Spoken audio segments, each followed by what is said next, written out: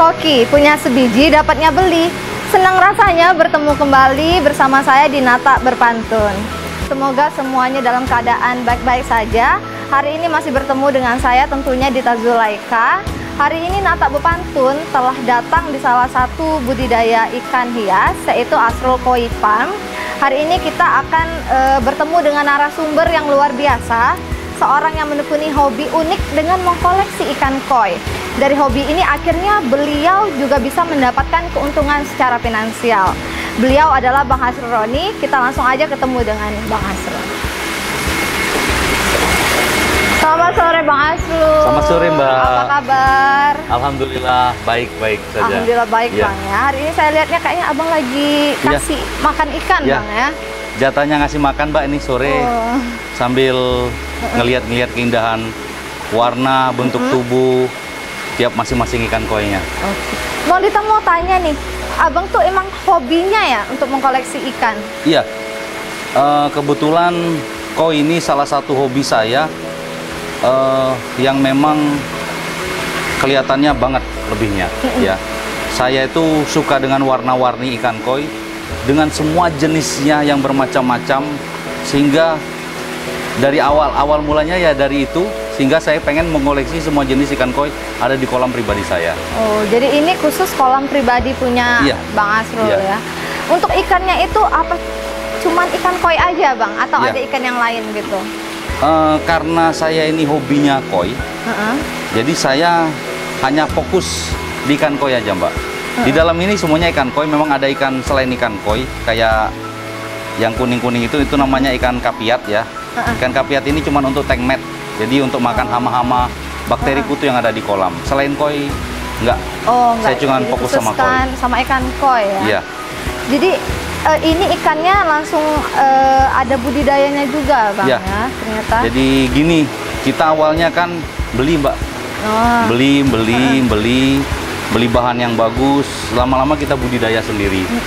Jadi semua awalnya beli, lama-lama kita belajar breeding, belajar pendederan di kolam tanah, belajar pembesaran yang ikan-ikan bagus. Berjalannya waktu, hasil breedingan kita juga ternyata nggak cukup untuk memenuhi kebutuhan Bangka Belitung. Karena kalau memenuhi semua jenis yang ada, semua jenis ikan koi ini kan banyak nih. Kalau jenis secara varitinya dia ada 44 jenis. Tapi secara universal, kalau di bedah satu-satu 400 lebih jenis nama-nama ikan koi. Banyak banget ya. Banyak. Dan kayaknya yang paling banyak jenis ikan hias yang paling banyak jenisnya ya hanya ikan koi. Iya. Gimana sih Bang cara pembudidayaan ikan ini Bang? Apakah ada khususnya beda dengan ikan yang biasa? Kalau orang bilang ikan koi ini paling sulit dibudidayakan. Paling sulit perawatan, apalagi pembesaran. Tapi karena ini semua diawalin dari hobi, ya. Yang mana kalau sudah hobi itu hal seberat apapun terasa ringan. Makanya saya menjalani hobi saya ini, hobi saya jadikan profesi. Kayaknya enak, enjoy aja Mbak. Semuanya sesuai passion iya, Bang, ya? Jadi semuanya itu sambil dinikmatin, nggak terasa Mbak. Jadi bagi saya nggak sulit kok untuk budidaya koi, gampang. Asalkan kita siap lahan dan fasilitas yang mumpuni itu aja. Bang, bisa ditolong jelasin nggak Bang, di sini tuh ada ikan koi apa aja sih? Karena dari tadi Dita cuma taunya ikan koi aja ya, cuman warnanya banyak banget, beda-beda. Ada yang kuning, ada yang putih, hitam. Boleh dijelasin nggak Bang?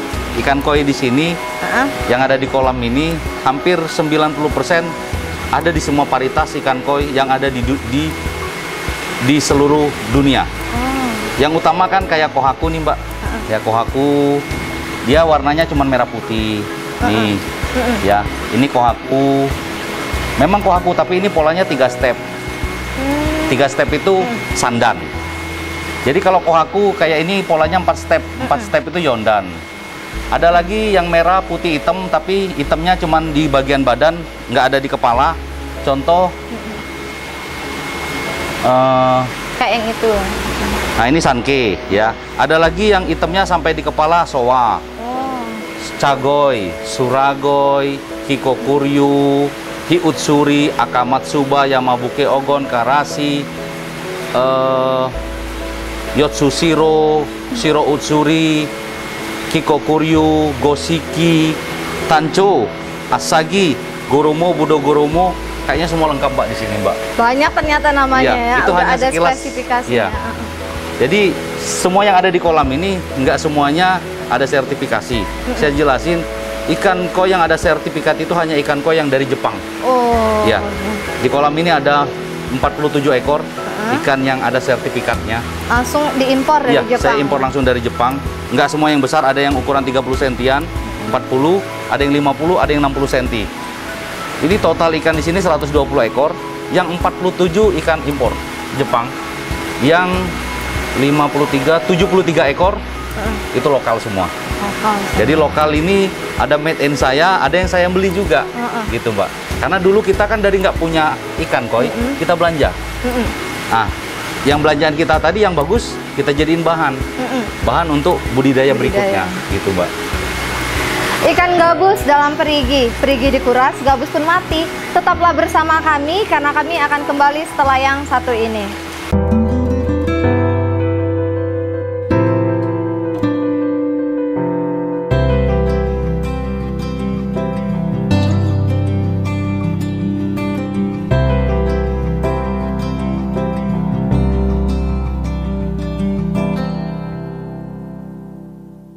Pergi ke laut mencari cumi, pergi ke kebun mencari kemiri.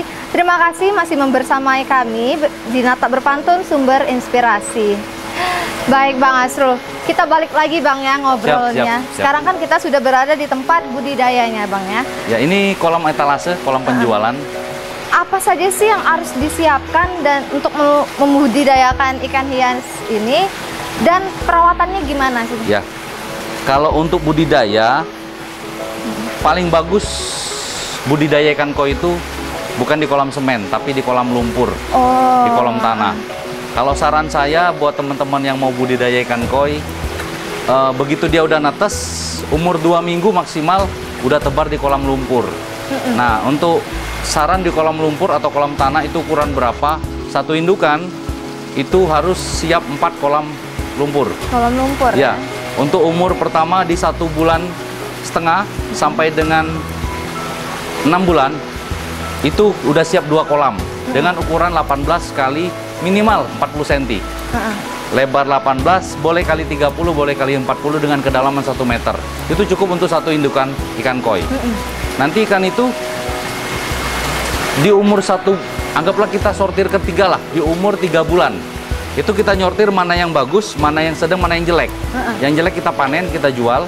Yang sedang kita besarin lagi, yang bagus itu kita pisahin di kolam tanah tersendiri. Nah, jadi nanti dijadikan 2, jadi 2 kolam di umur 3 bulan. Di umur 6 bulan sampai dengan 7 bulan itu nanti jadi 3 kolam. Yang sedang-sedang tadi dijual, yang agak kurang bagus, yang agak bagus nanti dibesarin lagi. Yang bagus benar tadi tetap besar terus. Nanti yang bagus benar tadi kita jualnya di umur 1 tahun ke atas, 1,5, 2 tahun, 2 tahun setengah sampai 3 tahun, ya. Dengan ukuran 25 sampai dengan 40 cm baru kita jual. Ternyata prosesnya tuh cukup panjang juga Bang ya, nggak bisa per bulan, ternyata per tahun ya. Bisa. Jadi Bang, kita sekarang bicara tentang keuntungan ini. Ya. Apa sih Bang keuntungan dengan membudidayakan ikan hias ini menurut Bang Asrul? Kalau menurut saya, kita budidaya ikan hias ini mempunyai 2 keuntungan. Satu, keuntungan material, kedua keuntungan kesenangan. Kalau kita sudah senang pasti kita sehat, sehat pikir, sehat jasmani, dan sehat pola pikir kita semuanya lah. Yang pertama finansial, secara logika ikan koi kan dijual dalam ekoran, beda dengan ikan-ikan konsumsi yang jualnya per kilo. Kalau ikan koi ini mainnya 1 ekor, 1 ekor harganya lumayan nih, ada yang bahkan lebih dari 1 kilo ikan, bahkan sampai 10 kilo ikan. Cuman budidaya ikan koi ini nggak semuanya jadi koi. Kita paling dari 100% itu yang jadi 1 sampai 10%. Itu udah paling mentok. 1 sampai 10% nanti bertahap nih. Misalnya anaknya begitu jadi katakanlah 8.000 lah, yang jadi paling 1.000 yang jadi koi. Ternyata nggak semuanya nggak ya. Semua. Dari 1.000 itu aja ada yang dari 1.000 itu nanti ada sekitar 500 ekor itu harga yang cuma 7.000 sampai 12.000 jelek. Nanti ada yang harganya 15 ribuan, ada yang, nah yang bagus nggak berapa ekor, paling kalau kita perhitungan 80 ekor itu kita besarin. Cuman 1%-nya dari 100% itu 1% itu yang jadi untung. Kalau diprediksi sih kayaknya nggak mungkin deh nggak dapat untung di budidaya ikan koi. Jauh lebih menghasilkan, bahkan bisa 4 kali lipat daripada budidaya ikan-ikan konsumsi lainnya. Bagi orang yang ngerti. Kalau nggak ngerti malah buntung. Karena ikan ini memang agak sulit. Iya. Kalau tadi kita bicara keuntungan, sekarang kita bicara tentang kerugiannya nih Bang.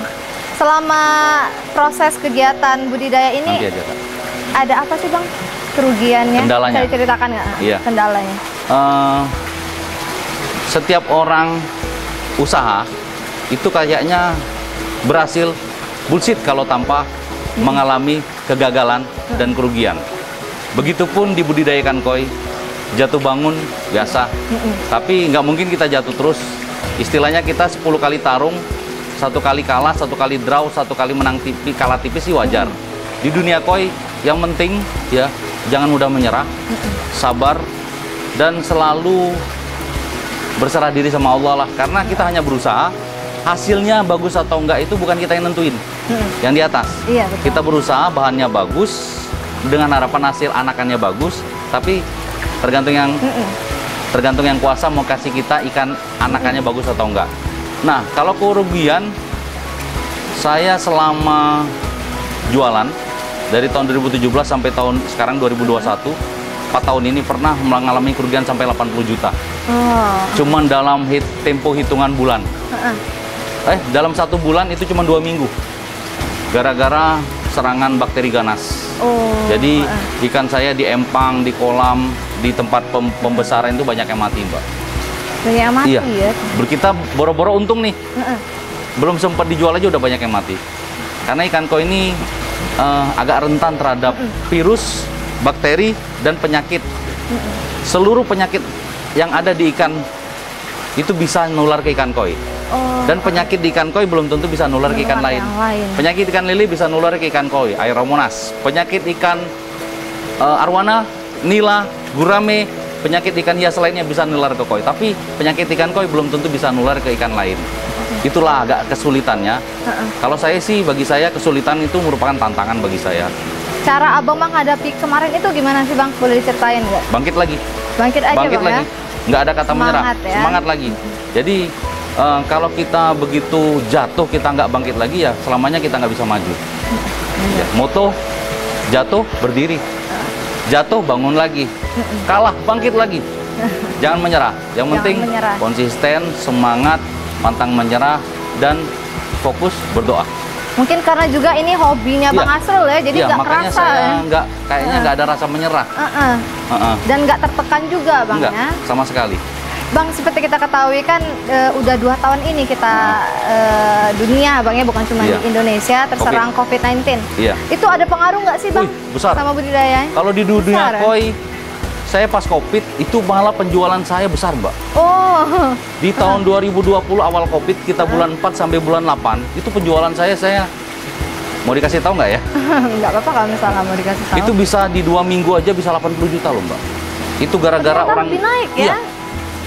Biasanya kita sebelum COVID itu ya 15 juta, 20, 25, kadang-kadang rame, kadang-kadang sepi Mbak ya.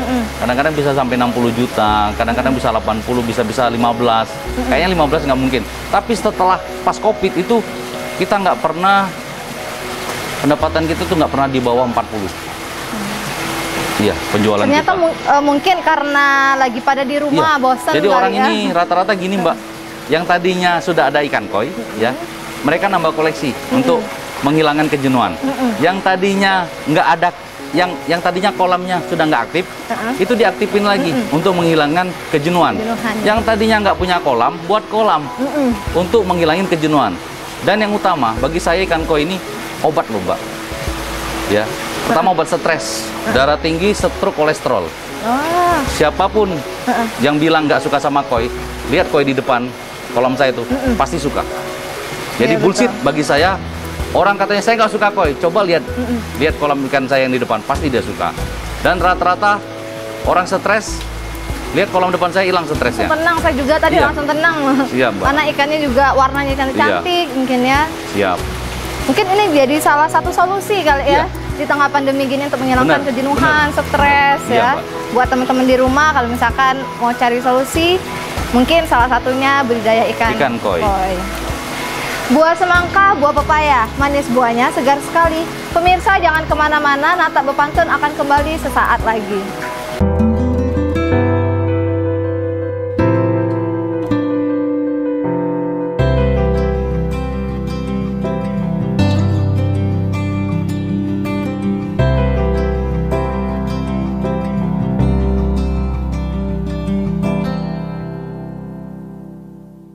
Memancing ikan dapatnya cumi diolah jadi terasi. Terima kasih masih bersama kami di Nata Berpantun, sumber inspirasi. Bang Asrul, saya dari tadi tuh udah penasaran banget ya, tempatnya luas banget. Abang boleh nggak ajak saya jalan-jalan? Boleh, mari Mbak, ikut saya ke situ dulu ya. Kita langsung ke sana, ya. Ini Mbak, di kolam terpal ini kapasitas air 8 ton. Ini koleksi ikan impor yang harga merakyat. Ini ikan impor serti Jepang langsung. Di sini ada ikan impor dari Otsuka Koi Farm, dari Yamasan, ada yang dari Yagenji Koi Farm, ada yang dari Kawakami Koi Farm, ada yang dari Marudo Koi Farm, dan harganya rakyat. Kalau ikan impor segini harga rakyat, Mbak. Karena ikan impor itu harganya yang murah aja 5 juta sampai paling murah loh, Mbak. Dan ini ukuran segini, yang agak bagus tuh 5 juta sampai 10 juta, Mbak. Nah, ini harga rakyat bagi saya karena kualitasnya pun merakyat. Jadi ada harga, ada kualitas. Ayo Mbak, kita lihat ke belakang. Boleh, ayo. Yuk. Kalau di belakang ini tempatnya apa aja sih, Bang? Ini tempat pembenihan, ya, tempat perkawinan ikan koi. Ada kolam-kolam dengan ukuran yang pas untuk proses pemijahan ikan koi. Kolam saya ini di belakang ini ada 9 bak dengan ukuran 2 meter kali 6 meter. Untuk pemijahan cocok. Dan hasil pemijahan dari sini Mbak biasanya kita bawa ke kebun. Cuman ada sampel nih yang belum kita bawa ke kebun. Karena kemarin Mbaknya udah ngomong mau wawancara, kita siapin nih. Iya. Nah, ini apa ya, Bang? sampel ikan hasil breedingan kita. Umurnya ini nyampur, ini bukan hanya dari 2 jenis ikan. Ada yang umur 3 bulan dan ini 3 bulan setengah. Ada soa, ada kohaku, ada antikan kiko, kinmatsuba, akamatsuba. Yang bagus-bagusnya di situ. Kalau ini impor juga, Bang? Lokal ini, Mbak. Oh, ini lokal. Iya. Ini kalau dijual, kalau kita jualnya partai, kita nggak ngecer. Dan ini yang jelek-jeleknya, Mbak. Ini yang harga bagian jeleknya jualnya partai. Iya. Itu biasanya impornya kemana aja sih, Bang, ekspor? Kalau impor kita jual hanya untuk ke Bangka Belitung aja, Mbak. Jadi sekitaran Bangka Belitung aja, belum ke seluruh. Kita beli itu ikannya dari Jepang langsung, kirim dari Jepang, transitnya Jakarta baru tempat kita. Nah, ikan Jepang ini kan karena aslinya dan tempat koi terbaik di dunia ya Jepang. Aslinya kan koi ini dari Cina, daratan Cina. Tapi yang berhasil membudidayakannya orang Jepang. Orang Jepang ya? Iya. Jadi ekspor langsung dari Jepang. Iya. Kayaknya seluruh dunia ini basisnya koi ya Jepang. Mbak, iya. Boleh kita lihat yang lain, Bang? Boleh. Ayo. Bukan berarti ikan koi lokal kita nggak ada yang bagus. Oh, lokal juga banyak yang tak gentar sama ikan impor, Mbak. Ini kita lihat yang di ini etalase saya, kolam tanah yang di rumah. Ini yang tadi kata Abang lumpur, Bang ya? Ya, kolam lumpur. Kolam lumpur. Sebenarnya ini hanya untuk sampling, etalase buat teman-teman yang mau lihat cara budidaya ikan di kolam tanah. Inilah tempatnya, Mbak. Jadi memang langsung dari lumpur, Bang ya? Mereka Abang bisa hidup sendiri. loh di kolam tanah. Memang habitat mereka, tempat pembesaran mereka bagusnya ya di kolam tanah kayak gini. Kalau ini umurnya berapaan? Campur-campur ini, Mbak. Campur-campur ya? Jadi kita hasil dari budidaya kita ini, pembesaran di umur 4-8 bulan tuh di kebun. Nanti yang dari kebun diambil, yang bagusnya yang kira-kira mau dibesarin lagi simpen dulu. Ini campur dari impor tadi atau? Nggak, lokal semua. Lokal semua iya, ya? lokal semua. Impor nggak berani taruh sini, Mbak. Karena airnya juga kurang, terus padat luar biasa ini. Karena empang ini padat, makanya kita pakai filter. Ada 3 filter untuk proses ekosistem. Penguraian racun amoniak, dirubah oleh bakteri Nitromonas, nanti racun nitrat dirubah oleh bakteri Nitrobacter, nanti ada nitrit, nitrit ini makannya alga, alga nanti dimakan oleh kutu, sama bakteri-bakteri lain dimakan sama ikan koi. Jadi ekosistem jalan. Ya, benar. Nah, dengan adanya di kolam tanah ini, dia lebih sehat, Mbak. Oh, ternyata lebih sehat yang langsungnya, Bang, ya, dibandingkan di akuarium. Cuman untuk warna, karena airnya agak keruh, warnanya juga agak butak. Oh, jadi ada pengaruhnya juga. Kolam tanah sebesar ini, Mbak, ini jangan dijadikan contoh ya. Ini karena padat, makanya saya kasih filter, ada air mancur, ada oksigen. Harusnya, ini kan 18 kali 18 nih. Dengan kedalaman air 2,5 meter. Oh, dalam air. Dalam ya? Iya. Ini harusnya ikan koi kalau tanpa filter, tanpa oksigen, harus diisi paling kencang sebanyak 150 ekor sampai 200 ekor. Karena kita ada air mancurnya, ada oksigen, kita berani isi sampai 600 ekor. Jadi sekarang ada 600 ikan yang berada di sini. Iya, 600 ekor. Ini tabungan saya, Mbak. Iya. Tabungan untuk tahun-tahun berikutnya ya, karena nggak bisa langsung. Rezeki istri sama anak tercinta nih, Mbak. Iya. Iya, Bang. Boleh dikasih tahu lagi, Bang? Boleh. Langsung kasih makan. Ini kalau kita kasih makan, langsung banyak kan? Iya. Jadi kebetulan makannya gimana, Bang?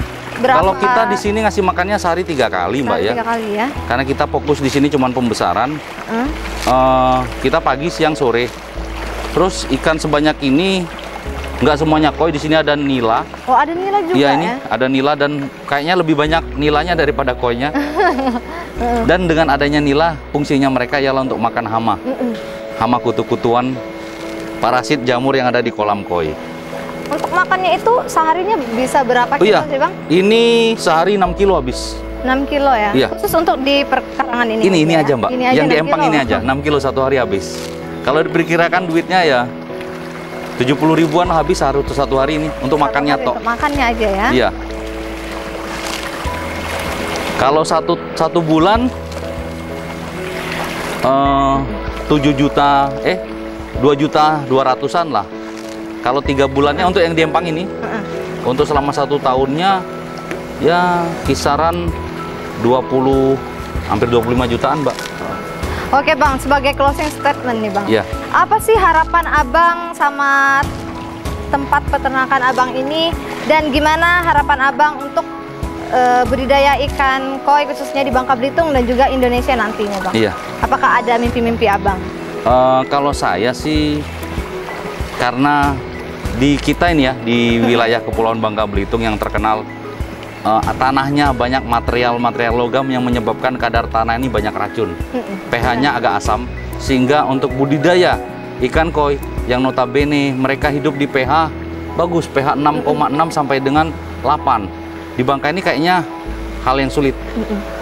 Makanya untuk orang yang bisa budidaya ikan koi di Bangka ini kayaknya kalau nggak hobi benar kayaknya susah. Kalau orang fokusnya untuk cari duit kayaknya susah.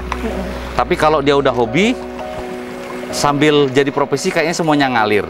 Kalau harapan saya teman-teman di Bangka, kayaknya tanah kita Bangka Belitung yang terkenal asam, banyak mineral-mineral logam yang kata orang nggak bisa untuk budidaya ikan koi.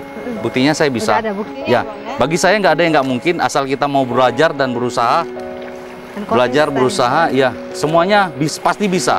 Tinggal kerja keras kita sampai di mana supaya gimana caranya bisa. Yang kedua, angan-angan saya sebelum angan-angan, Mbak ya, dengan ikan koi ini, koi untuk persahabatan. Gara-gara saya jualan koi banyak sahabat, mulai dari kalangan rendah sampai pejabat. Itu rasanya kita nggak ada jarak, batas dan waktu dengan mereka. Karena koi memang untuk persahabatan.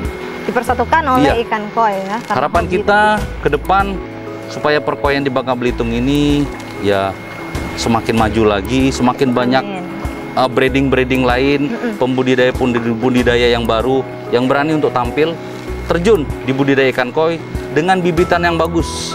Karena kalau bibitannya nggak bagus, Mbak, percuma, Mbak, nanti hasil ikan koi di Bangka ini nanti nggak semakin bagus, tambah hancur.